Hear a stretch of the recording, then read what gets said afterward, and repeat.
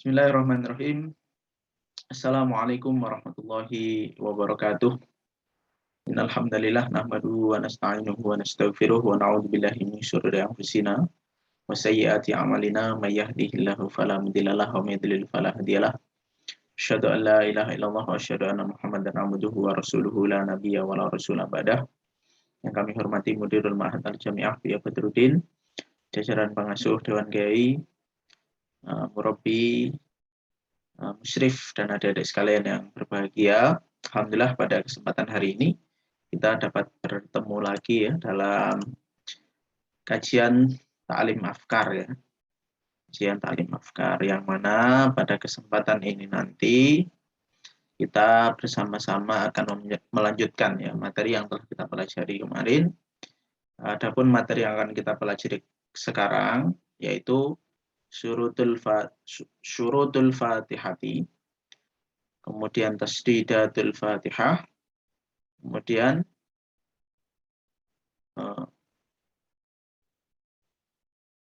yusannu raf'ul yadaini, kemudian syurutus sujud ya. Baik ya, itu adalah 4 bab yang akan kita pelajari dari kitab Safinatun Najah. Mari bersama-sama untuk memulai ngaji kita pada malam hari ini. Kita berdoa ila hadratin Nabi Mustafa Muhammadin sallallahu alaihi wasallam wa ala alihi wa sahbihi wa dzurriyyatihi wa sahabatihi wa tabi'in wa tabi'in tabi'in wa li masyayikhina wa li muallimina wa li asatidatina wa li auladana fi bahthiyan al-arzaq wa fi sihatihima wa li najahina fi ta'allumina wa imtihanina wa li kulli niyatin shalihah. Al-Fatihah. A'udzu billahi minasyaitonir rajim. Bismillahirrahmanirrahim. Alhamdulillahirabbil alamin arrahmanir rahim maliki yaumiddin. Iyyaka na'budu wa iyyaka nasta'in ihdinas siratal mustaqim siratal ladzina an'amta 'alaihim ghairil maghdubi 'alaihim waladdallin. Amin. Baik, bismillahirrahmanirrahim.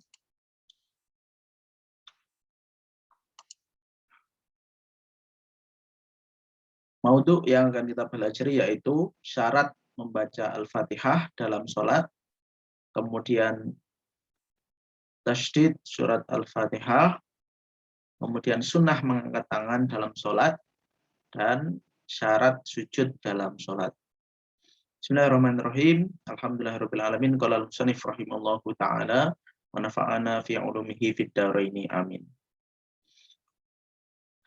Fasal bab yang pertama yaitu syarat membaca suratul Fatihah dalam sholat. Ya. Membaca surat Al-Fatihah ya, merupakan salah satu rukun qauli di dalam sholat. Sebagai rukuk, sebagai rukun maka tidak bisa tidak ya orang melakukan sholat harus membacanya ya, kecuali dalam keadaan dan alasan tertentu di mana para ulama membolehkan mengganti bacaan surat Al-Fatihah dengan bacaan yang lainnya ya. Nah, tapi hukum yang utama yang aslinya adalah membaca Al-Fatihah ini adalah wajib ya atau fardu, merupakan fardu sholat ya, yang mana ketika kewajiban membaca surat Al-Fatihah di dalam sholat dan ketidakabsahannya berdasarkan pada hadis Rasulullah SAW, riwayat Imam Muslim ya, dan lainnya yang berbunyi sebagai berikut. La sholata liman lam yaqra' bi fatihatil kitabi. Saya ulangi, la sholata liman lam yaqra' bi fatihatil kitabi. Artinya adalah tidak sah ya sholatnya orang yang tidak membaca suratul Fatihah. Imam Nawawi mensyarahi hadis di atas dengan menyatakan bahwa hadis ini menjadi dasar ya bagi madhab Syafi'i. Membaca suratul Fatihah wajib hukumnya bagi orang yang sholat ya, baik ia menjadi imam ataupun makmum ya, maupun sholat sendirian ya. Kita bisa lihat di Muslim bin Hajj, Sahih Muslim fi Syarhil Imam Nawawi ya, Kairo Darul Lughat Al-Jadid tahun 2018 jilid 2 halaman 86. Ini redaksi di kitab ya, seperti itu. Nah, sebagai bagian dari ibadah ya, apa ya, Al-Fatihah ini ya sudah menjadi bagian ya dalam ibadah yang semestinya ya, bila dalam pelaksanaannya ada aturan dan syarat-syarat tertentu harus dipenuhi, orang yang sholat dalam baca surat Al-Fatihah ya, tidak terpenuhinya salah satu atau lebih syarat-syarat tersebut bisa jadi akan berakibat pada tidak sahnya sholat yang dilakukan. Jadi Al-Fatihah ini sebagai bagian dari ibadah ya sholat gitu ya. Jadi dia itu menjadi syarat ya, yang mana ketika syarat ya, rukun itu tidak terpenuhi maka ikut tidak sah sholatnya itu tadi gitu ya. Syekh Salim bin Samir, Syekh Salim bin Sumer Al-Hadrami di dalam kitabnya Safinatun Najah yang kita pelajari menyebutkan ada 10 syarat membaca suratul Fatihah. Ke-10 syarat tersebut kemudian dijabarkan penjelasannya oleh Syekh Nawawi Al-Bantani dalam kitab Kasyifatus Sajak. Apa saja 10 syarat membaca suratul Fatihah itu tadi ya. Oke, kita mulai dari yang pertama. Yang pertama yaitu tertib ya.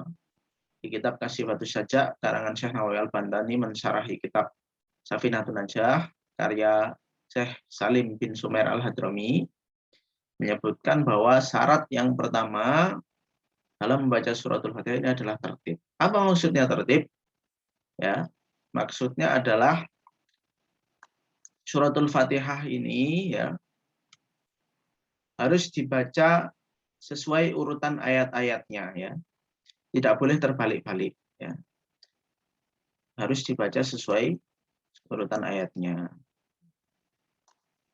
Ayat pertama ya dibaca pertama, ayat terakhir ya dibaca terakhir gitu ya. Tidak boleh dibolak-balikkan. Itu ya syarat yang pertama. Kemudian syarat yang kedua yaitu berturut-turut. Apa sebenarnya makna berturut-turut itu ya?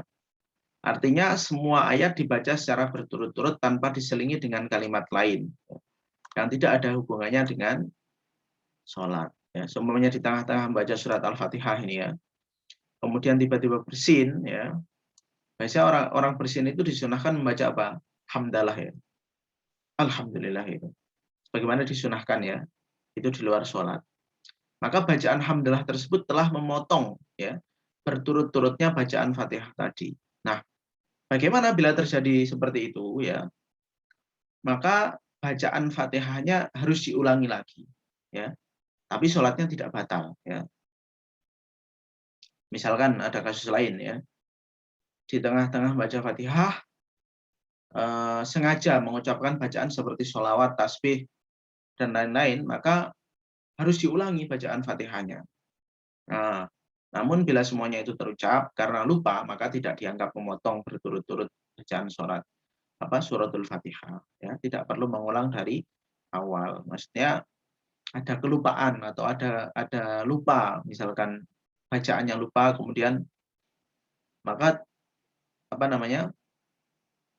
tidak dianggap memotong atau tidak dianggap sengaja ya memotong runtutan ayat itu, maka tidak apa-apa, tidak harus mengulangi sholatnya. Yang mengulangi sholat adalah ketika kita membaca doa atau membaca kalimat apapun ya, yang menyela bacaan surat Al-Fatihah kita. Di tengah-tengah kita membaca apa gitu. Nah, itu kalau sengaja berarti itu batal gitu ya. Kalau tidak sengaja ya seperti kita bersin itu kan tidak sengaja ya. Nah, maka dilanjutkan. Tapi kalau bersin kemudian membaca hamdalah, diulangi lagi Fatihahnya terus dilanjutkan sholatnya. Kemudian yang ketiga adalah menjaga huruf-hurufnya. Ya. Apa maksudnya? Ya, di dalam suratul Fatihah ini ada hurufnya itu 138 huruf ya. Nah, itu belum tasdid-tasdidnya ya. Nah, tapi kalau seandainya dihitung tasdidnya, tasdid itu kan berarti ada dua kata yang digabung ya. Nah, kedua huruf alif pada dua harokat sirot, sirotul mustaqim, kemudian Waladdallin. Nah, itu satu alif pada kalimat maliki yaumiddin. Nah, jumlah keseluruhan hurufnya ada 156. Kesemuanya itu harus dibaca dengan baik. Bila ada satu saja yang tidak terbaca, maka tidak sah sholatnya. Gitu ya. Jadi, itulah kenapa hati-hati dalam baca suratul Fatihah ini, karena dia adalah bacaan wajib ya dalam sholat. Ketika salah ya salah, nggak sah sholatnya. Begitu maksudnya. Kemudian yang keempat adalah menjaga tasdid-tasdidnya. Sebenarnya ada berapa sih tasdid dalam Al-Fatihah itu? Setelah dihitung ada 14 tasdid. Nah, tasdid-tasdid itu merupakan bentuk dari huruf-huruf yang bertasdid, yang karenanya maka ke-14 tasdid tersebut harus dijaga dalam bacanya. Dengan membaca tasdid-tasdid itu sama saja dengan baca huruf suratul Fatihah, yang juga wajib hukumnya untuk dijaga. Gitu ya penjelasannya ya. Kemudian syarat yang kelima adalah tidak berhenti di tengah bacaan. Ya, baik lama maupun sebentar. Dalam kandungan dengan maksud yaitu memotong bacaan. Nah, jika di tengah-tengah bacaan suratul Fatihah berhenti ya, bukan karena maksud memotong bacaan, tapi karena adanya uzur tertentu seperti lupa atau lelah ya boleh, atau capek, maka tidak apa-apa. Misalkan ya, tengah-tengah membaca Fatihah tiba-tiba lupa apa kelanjutan, masih mikir dulu apa ya tadi, Shiratal ladzina an'amta 'alaihim, lanjutannya. Nah, misalkan ghairil maghdubi 'alaihim waladdallin. Nah, itu enggak apa-apa ya. Jadi kelupaan gitu ya. Maka setelah ingat dilanjutkan. Itu artinya apa? Tidak ada kesengajaan untuk memotong surat ya, gitu. Yang pokoknya selama itu tidak sengaja tidak apa-apa ya. Selama itu tidak sengaja tidak masalah ya. Tapi kalau sengaja itu tadi sengaja itu hukumnya menjadi tidak sah ya. Kemudian uzur yang lain apa selain lupa? Mungkin bersin ya. Kita kalau bersin itu tidak bisa ditahan lagi kan, kayak gitu. Maka harus terpaksa menjeda bacaan karena bersin yang tidak bisa terhentikan ya, kayak gitu. Kemudian yang keenam, membaca setiap ayatnya termasuk basmalah ya. Jadi syarat membaca Fatihah itu semuanya harus dibaca, termasuk basmalah ya. Nah, dalam suratul Fatihah itu ada 7 ayat yang semuanya wajib dibaca ya. Nah, dalam mazhab Imam Syafi'i di antara 7 ayat itu semua adalah bacaan basmalah ya, sebagai ayat pertama ya, karena itu tidak membaca basmalah di dalam sholat menjadikan sholatnya tidak sah karena adanya satu ayat di dalam suratul Fatihah yang tidak dibaca. Begitu ya, menurut mazhab Imam Syafi'i basmalah itu masuk dalam Al-Fatihah. Kalau basmalahnya tidak dibaca ya tidak sah sholatnya. Itu mazhab Imam Syafi'i. Kemudian selanjutnya yang ketujuh, tidak ada kesalahan baca yang bisa merusak makna ya. Harus tidak ada kesalahan bacaan ya. Yang mana kesalahan bacaan tadi ya termasuk merusak makna dari Al-Fatihah itu. Contoh ya, kesalahan baca yang bisa merusak makna itu contohnya an-amta. Kemudian dibaca secara salah menjadi an-amtu ya. An-amta menjadi an-amtu ya. Shiratal ladzina an'amta 'alaihim menjadi Shiratal ladzina an'amtu 'alaihim. Nah, gitu ya. Kesalahan baca ini bisa merusak makna ya. An'amta itu bahasa Arab ya, dalam arti bahasa Indonesia adalah engkau memberi nikmat. Siapa? Allah. Terus diganti menjadi an'amtu ya. Atau salah menjadi an'amtu. Apa makna an'amtu dalam bahasa Indonesia? Saya memberi nikmat. Yang harusnya yang memberi nikmat itu Allah. Lah kok ternyata salah membaca menjadi an'amtu, menjadi maknanya saya yang memberi nikmat. Saya orang manusia yang memberi nikmat. Nah, maka itu termasuk menjadi salah gitu ya. Kemudian syarat yang ke-8, dibaca pada posisi berdiri pada sholat fardu ya. Jadi ketika kita berdiri ya, salah satu rukun sholat itu adalah berdiri ya. Nah, setiap huruf yang ada di dalam suratul Fatihah harus terbaca pada saat posisi orang yang sholat dalam keadaan berdiri, gitu ya. Jadi jangan rukuk dulu sebelum selesai menuntaskan bacaan Al-Fatihah. Ya, tidak boleh dibaca sambil rukuk gitu ya, maksudnya rukuk baru belum selesai sudah rukuk begitu ya. Kemudian yang kesembilan, dapat didengar oleh diri sendiri. Ini penting ya, dapat didengar oleh diri sendiri. Artinya ketika kita membaca Fatihah itu ya harus bisa didengar ya dengan telinga kita sendiri ya. Dengan catatan ya keadaan telinga kita itu sehat atau normal itu ya. Hmm. Ya, kan ada orang yang pendengarannya tidak sehat ya.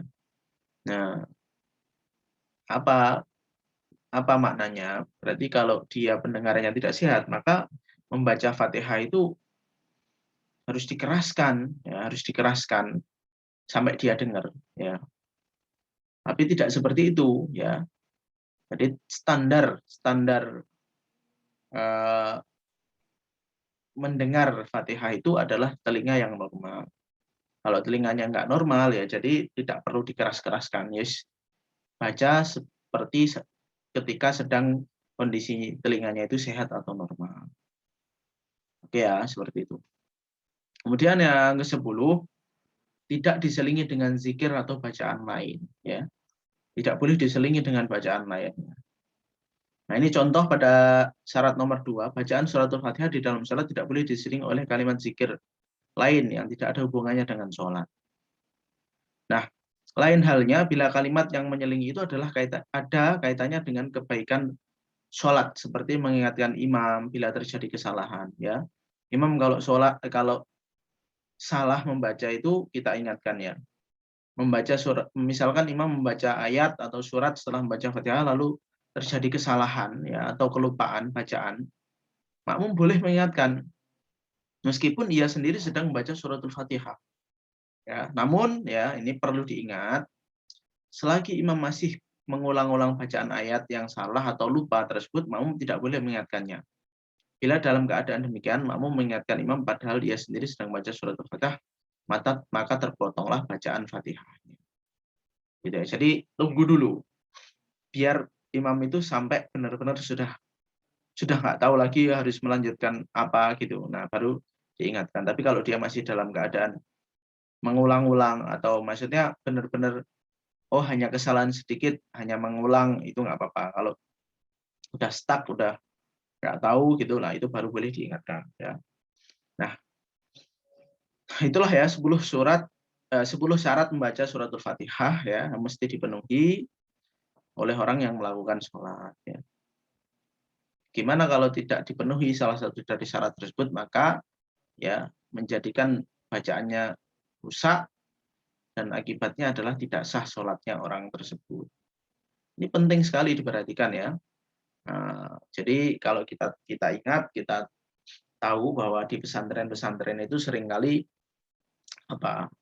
bacaan Fatihah ini adalah bacaan yang mana pembelajarannya paling lama sekali ya. Bisa ada yang 1 tahun bahkan ya. Jadi dibanding ayat-ayat yang lain, itu suratul Fatihah itu adalah penekanan membaca suratul Fatihah ini ketika di pesantren, di pondok-pondok, itu paling lama durasinya. Baca Fatihah aja bisa sampai 1 tahun bahkan atau 2 tahun atau lebih ya. Karena saking pentingnya. Ya. Ya ini semuanya itu dimaksud untuk menjaga keabsahan sholat begitu ya. Nah, ada 14 tasydid dalam Al-Fatihah ya. Bismillahirrahmanirrahim. Alhamdulillahi rabbil alamin. Ar-Rahmanir-Rahim. Maliki yaumiddin. Iyyaka na'budu wa iyyaka nasta'in. Ihdinas siratal mustaqim. Siratal ladzina an'amta 'alaihim ghairil maghdubi 'alaihim waladdallin. Seperti itu ya kurang lebih bacaan Al-Fatihah itu ya. Ini semua dalam baca Al-Fatihah itu harus diperhatikan betul-betul ya, tidak boleh ada yang salah sebisa-bisa mungkin, semaksimal mungkin harus benar, ya, harus benar. Ya, kalau tidak maka konsekuensinya adalah sholat kita tidak sah. Baik ya. Baik, saya kira itu bab pertama mengenai syarat membaca Al-Fatihah. Kita lanjut ke bab yang kedua, yaitu sunnah mengangkat tangan dalam sholat. Jadi dalam sholat itu sunnah mengangkat tangan, ya. Maksudnya hukum, ya, mengangkat kedua tangannya. Mengangkat kedua tangan pada waktu-waktu yang telah ditentukan dalam ibadah sholat merupakan salah satu yang disunnahkan. Ya. Perbuatan ini termasuk sunnah hay'ah. Pembagian sunnahnya ada dua. Yang pertama adalah sunnah ab'ad, yang kedua adalah sunnah hay'at. Ya. Apa sunnah ab'ad? Ya.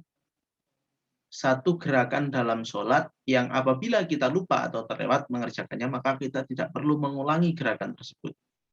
Ya, contoh misalnya ketika kita sudah mengerjakan sholat pada rakaat yang kedua, di mana kita semestinya melakukan duduk tasyahud awal, ya, tapi kita lupa dan terus berdiri melanjutkan ke rakaat yang ketiga, ya, maka ketika kita sudah terlanjur berdiri kita tidak perlu kembali duduk, ya, untuk melakukan tasyahud awal yang ketinggalan tadi, ya. Kenapa tidak perlu duduk dan mengerjakan tasyahud awal yang terlewatkan tadi, ya?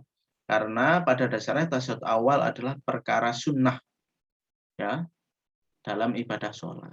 Namun sebagai penggantinya kita dianjurkan untuk melakukan sujud syahwi sebelum salam pada rakaat yang keempat nanti, gitu ya. Jadi tidak apa-apa, kita kelewatan ya salah satu gerakan. Contohnya ini sholat yang sunnah ya, bukan yang wajib. Ya, sujud syahwi maaf, duduk tasyahud awal, ya, kita terlewat itu tidak apa-apa, nggak usah diulangi, nggak usah balik lagi duduk, langsung aja berdiri lanjut rakaat ketiga, gitu ya. Harusnya kan setelah rakaat kedua kan kita duduk kan tasyahud awal, tapi kalau kita lupa kemudian berdiri, wis nggak apa-apa, lanjut aja rakaat ketiga. Tapi di akhir nanti dianjurkan untuk sujud syahwi, sujud untuk yang dilakukan ketika kita lupa dalam mengerjakan gerakan sholat. Yang kedua adalah sunnah hay'ah. Ya.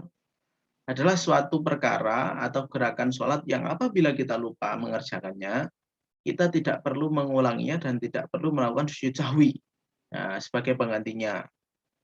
Karena perkara tersebut tidak membatalkan sholat kita dan sholat kita tetap dianggap sah. Ya, itu hukum yang kedua. Nah, ada 4 tempat atau posisi di mana orang sholat, ya, itu disunahkan mengangkat kedua tangan dengan posisi setinggi kira-kira di atas kedua pundak atau sejajar dengan telinga, ya, seraya membuka telapak tangan dan merenggangkan jari-jarinya, ya, seperti itu. Ini ya, maaf agak nggak kelihatan virtual background-nya, ya. Jadi Allah, ya, sejajar dengan telinga, ya, mohon maaf, begini ya, sejajar dengan telinga. Allahu Akbar. Kapan saja itu disunahkan, ya, itu pelaksanaannya. Pertama ketika takbiratul ihram, yang pertama. Kemudian saat hendak ruku. Kemudian saat beralih ke i'tidal. Kemudian ketika berdiri dari tasyahud awal, ya. Itu penjelasan ini sesuai dengan keterangan dari Syekh Salim bin Samir dalam kitabnya Safinatun Najah, ya, kitab yang kita belajar itu. Bagaimana, ya? Yusannu raf'ul yadaini fi arba'atil mawadi'i. Inda takbiratul ihram yang pertama, wa indal ruku' yang kedua, wa indal i'tidal yang ketiga, kemudian yang terakhir indal qiyami minat tasyahudil awal. Ya. Disunahkan mengangkat kedua tangan di dalam 4 tempat. Yang pertama takbiratul ihram, Yang kedua, hendak ruku. Yang ketiga, saat menuju i'tidal. Dan yang terakhir, ketika berdiri, bangkit dari tasyahud awal. Itu empat posisi di mana kita diharuskan, kita disunahkan untuk mengangkat tangan. Ya, itu. Nah, di dalam syarahnya, ya, syarah Safinatun Najah, yaitu kitab Kasyifatus Haja, Syekh Muhammad Nawawi, ya, Al-Bantani, ya, dituturkan tentang beberapa hikmah dari kesunahan mengangkat dua tangan tersebut, ya.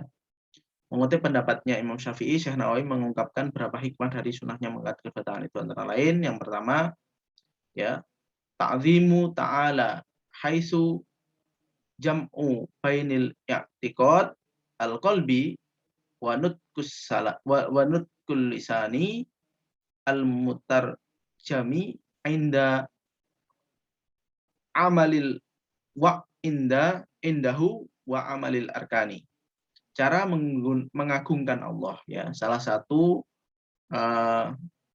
hikmah, ya, yang pertama yaitu adalah cara kita, ya, mengagungkan Allah yang diekspresikan dengan berkumpulnya antara keyakinan hati, ucapan lisan, ya, sebagai juru ungkap dari keyakinan hati, ya, dan perbuatan anggota badan, ya.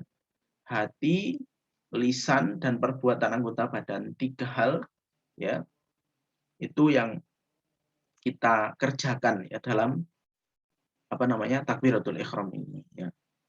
Kemudian ada pula pendapat ulama yang menyatakan bahwa hikmah sunnah mengangkat dua tangan dalam sholat adalah al isyaratu ila raf'il hijabi bainal aid wa bainir rabbihi wa bainal abdi wa baina rabbihi, ya, yaitu isyarat. Hikmah yang kedua adalah isyarat, menghilangkan penghalang antara si hamba dengan Tuhannya, ya. Terus ada lagi nih pendapat lain dari hikmah mengangkat dua tangan disebut Syekh Nawawi dalam kitab syarahnya, yaitu sebagai isyarat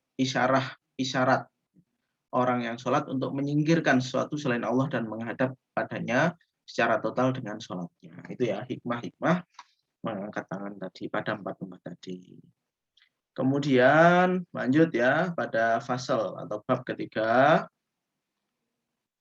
yaitu syarat-syarat sujud, ya. Syarat-syarat sujud, ya. Secara bahasa, sujud berarti turun dan condong. Kemudian sedangkan menurut syarak, sujud adalah menempelnya dahi orang yang sholat pada tempat sujudnya. Bagaimana diketahui bahwa di dalam sholat, sujud merupakan salah satu rukun fi'li, ya, sebagai rukun, maka orang yang sholat mau tidak mau harus melakukan sujud. Nah, meninggalkannya atau melakukannya dengan tidak memenuhi syarat-syaratnya menjadi sholatnya tidak sah. Ya, sujud ini wajib. Ya, Syekh Samir bin Sumair Al-Hadrami, ya, di kitab Safinatun Najah menyebutkan ada 7 syarat yang harus dipenuhi ketika seorang bersujud dalam sholatnya. Nah, ke-7 syarat tersebut adalah, ya, yang pertama, ya, bersujud di atas 7 anggota badan, kening, dahi, dalam keadaan terbuka, bertemu pada kepala, jatuhnya badan bukan untuk selain sujud, tidak sujud di atas sesuatu yang dapat bergerak sebab gerakannya orang sholat. Yang sholat, tubuh bagian bawah diangkat lebih tinggi dan tubuh bagian atas, dan tumaninah, ya. Nah, 7 syarat tadi itu oleh Syekh Nawawi Al-Bantani, ya, diberi penjelasan, ya, dalam kitabnya Kasyifatus Haja. Ya, ini penjelasannya. Yang pertama, sujud di atas 7 anggota badan, ya. Nah, dalam pelaksanaan sujud ini harus melibatkan 7 anggota badan. Apa saja? Kening, kedua tangan, kedua lutut, dan kedua telapak kaki.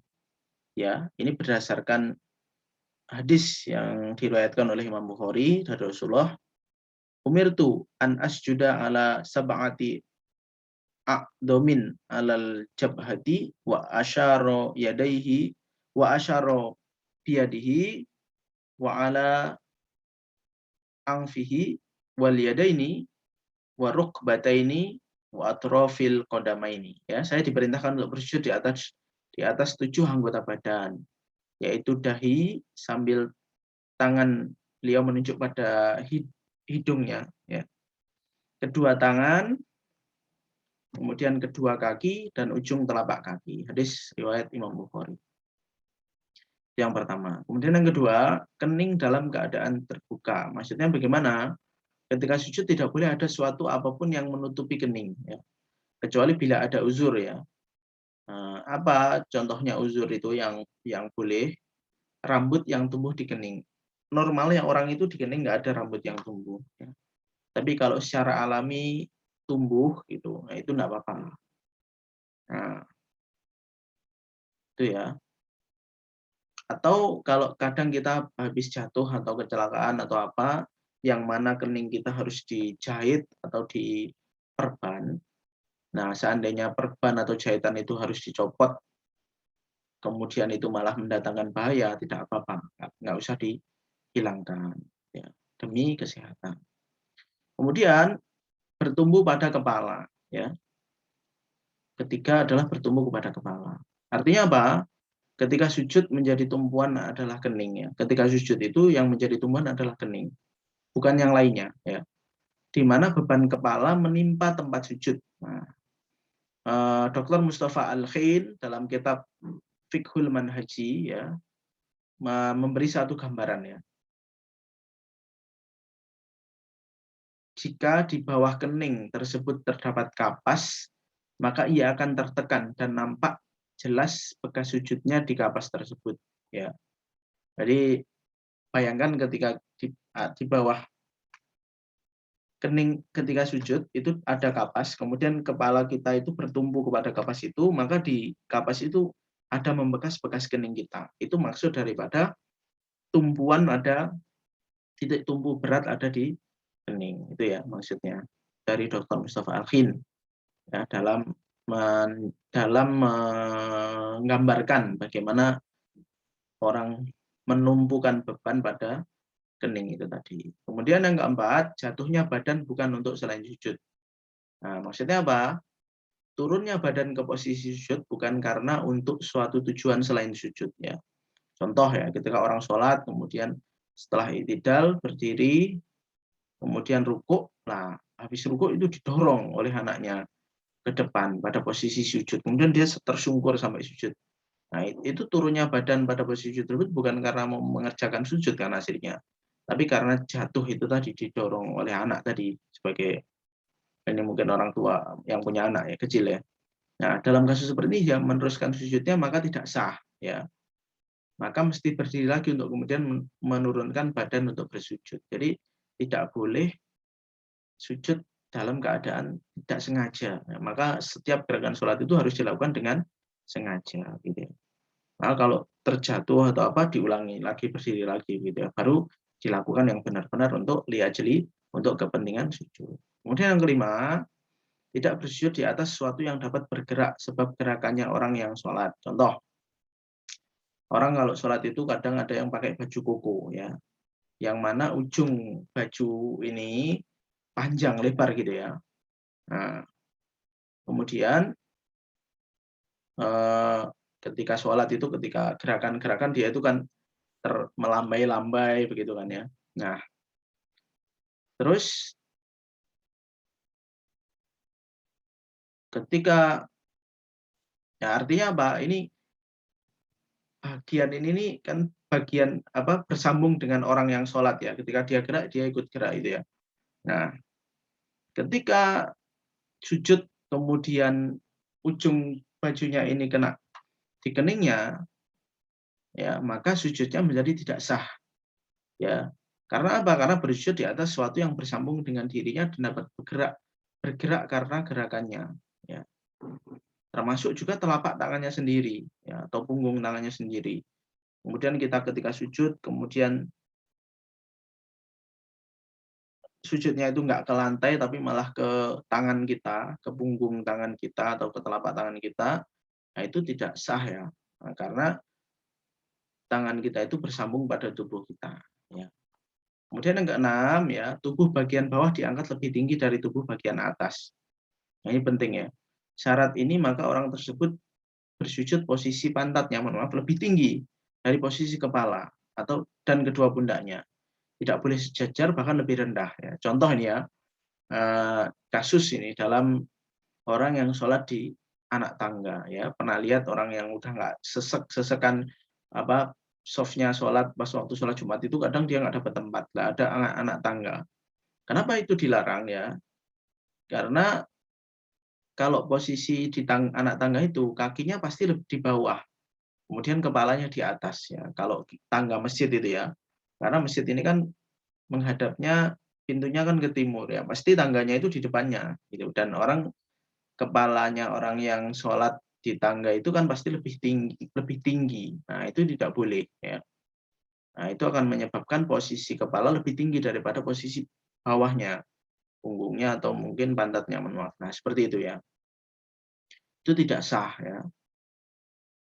Tapi Syekh Nawawi memberikan kelonggaran. Bagi siapa? Bagi wanita yang sedang hamil. Ya, jadi kalau wanita hamil kemudian dipaksa untuk kepala lebih bawah itu kan kadang perutnya mengganjal ya. Nah itu tidak apa-apa, sebisanya ya, sebisanya. Yang penting tidak mendatangkan masalah atau madorot. Kemudian yang terakhir yaitu yang ketujuh adalah tumak ninah ya. Saat sujud orang yang melakukan harus disertai dengan tumak ninah, yaitu sikap di mana semua anggota badan terdiam, tenang, ya, dengan waktu minimal selama orang mengucapkan kalimat tasbih subhanallah.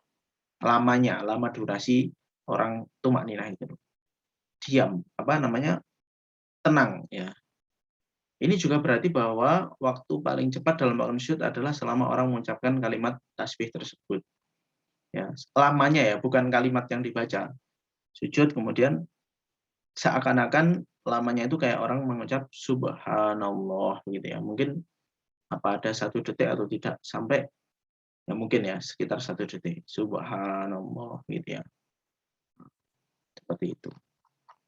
Ya. Saya kira itu tadi semua hal yang bisa saya sampaikan mengenai bab syarat membaca Fatihah dalam sholat, tasydid suratul Fatihah, kemudian sunnah mengangkat tangan dalam sholat, dan syarat sujud dalam sholat. Saya kira itu adik-adik sekalian yang dapat saya sampaikan. Semoga yang sedikit ini bisa bermanfaat, dan yang paling penting adalah mohon dipraktekkan ya selama ketika nanti melakukan ibadah ya, khususnya sholat ya gitu ya.